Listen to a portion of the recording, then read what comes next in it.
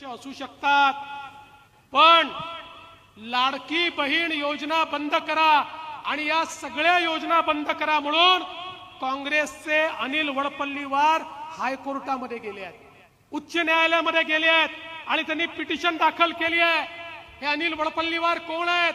हे तेच आहेत जे त्या ठिकाणी नाना पटोले यांचे निवडणूक प्रमुख होते, जे त्या ठिकाणी विकास ठाकरेंचे निवडणूक प्रमुख होते, जे सुनील केदारांचे राईट हँड म्हणून या ठिकाणी म्हणवले जातात। आज त्यांनी हायकोर्टामध्ये पिटिशन केली आणि सांगितलं या सगळ्या योजनांवर फार पैसा खर्च होतोय आणि म्हणून या योजना बंद करा। तुम्हाला पैसे मिळणारच आहेत।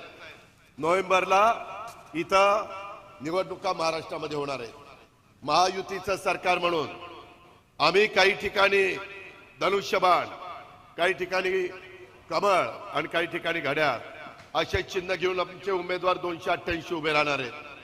मी आपल्याला सांगू इच्छितो, या सभेच्या माध्यमातून महाराष्ट्राला सांगू इच्छितो, माझ्या मायमाऊलींनो, तुम्ही आम्हाला आशीर्वाद द्या, तुम्ही आम्हाला भरभक्कम पाठिंबा द्या।